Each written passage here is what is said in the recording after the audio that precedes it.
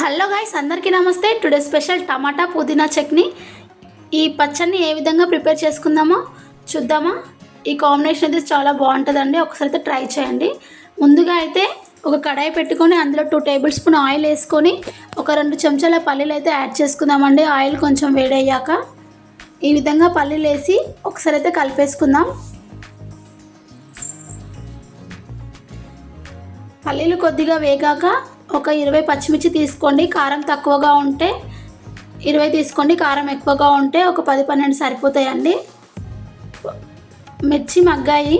ఇప్పుడు టమాటా తీసుకుందామండి. నేను 250 గ్రామ్స్ టమాటా తీసుకున్నాను. టమాటాను మీడియం సైజ్ కట్ చేసుకోవచ్చు, ఇలా చిన్నగా కట్ చేసుకోవచ్చు. చిన్నగా కట్ చేసుకుంటే త్వరగా మగ్గిపోతాయి. నేనైతే ఈ విధంగా కట్ చేసుకున్నాను. చూడండి ఎంత తొందరగా మగ్గాయో. టమాటా అనేది పూర్తిగా మగ్గాల్సిన అవసరం లేదండి, పైన లేయర్ ఊడిపోతే సరిపోతుంది. ఈ టైంలో ఒక కప్పుడు పుదీనాని తీసుకుందాం. పుదీనాని వేసుకొని ఒకసారి అయితే కలిపేసుకుందాం. కొత్తిమీర ఉంటే కొత్తిమీర కూడా యాడ్ చేసుకోండి. ఇదే టైంలో ఒకసారి అయితే కలిపేసుకొని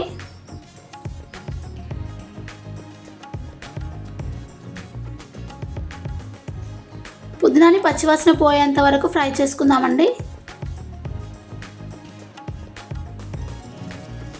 చూడండి ఆల్మోస్ట్ మగ్గిపోయింది. ఇప్పుడు కొద్దిగా కరివేపాకు యాడ్ చేసుకుందాం. చిన్న లెమన్ సైజ్ అంతా చింతపండు యాడ్ చేసుకుందామండి. 5-6 వెల్లుల్లి రెబ్బలు కూడా యాడ్ చేసుకుందాం. రుచికి సరిపడా రాళ్ళు ఉప్పు వేసుకుందామండి. ఈ మిశ్రమాన్ని మొత్తం బాగా కలిపేసుకొని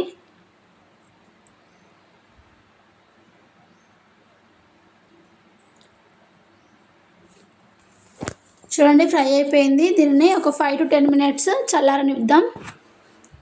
చల్లారనిచ్చి ఫస్ట్ అయితే నేను మిర్చి అన్నీ వేరు చేసి మిక్సీ అయితే చేసుకుంటున్నానండి. అన్నీ కలిపి చేసుకోవద్దు, మెత్తగా అయిపోతుంది. సో ఫస్ట్ పచ్చిమిర్చి అనేది కొద్దిగా సోక్ చేసుకుందాం. ఈ విధంగా మిక్సీ చేసుకొని ఇప్పుడు ఈ టైంలో మనం మిగిలిన మిశ్రమాన్ని మొత్తం ఇందులో వేసేసుకొని మిక్సీ చేసుకుందాం. మెత్తగా చేసుకోవద్దండి, ఒక 2 రౌండ్స్ చాలు. ఈ విధంగా కచ్చా పచ్చగా దంచేసుకొని పక్కకైతే పెట్టేసుకుందామండి. ఇప్పుడు పోపు ప్రిపేర్ చేసుకుందాం. అదే బాండీలో ఒక 2 టేబుల్ స్పూన్ ఆయిల్ వేసుకొని కొద్దిగా జీలకర్ర వేసేసుకుందాం. కొన్ని ఆవాలు, ఈ మిశ్రమాన్ని మొత్తం కలిపేసి 5-6 వెల్లుల్లి రెబ్బల్ని కచ్చాపచ్చగా దంచి యాడ్ చేసుకుందాం.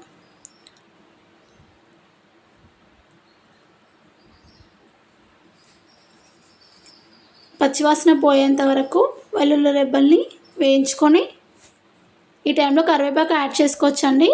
మీకైతే పూర్తిగా ఆప్షనల్.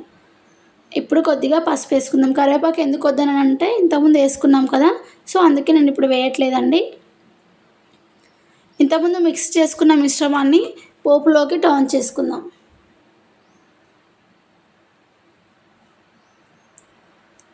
ఈ విధంగా మొత్తం మిశ్రమాన్ని పోపులో కలిసే విధంగా కలిపేసుకుందామండి. అంతే అండి, చాలా ఈజీ అయిన ప్రాసెస్. మీరు కూడా ట్రై చేస్తారు కదా. టేస్టీ టమాటా చట్నీ రెడీ అండి. నేనైతే ఈ పచ్చడిని ఓన్లీ పెరుగు కాంబినేషన్లో తినడానికి మాత్రమే చేస్తాను. ఒక పచ్చడి పెరుగు కాంబినేషన్ సూపర్ అంటే సూపర్గా ఉంటుందండి. మీకు ఇష్టమైతే కామెంట్ బాక్స్లో కామెంట్ చేయండి. Thank you for watching.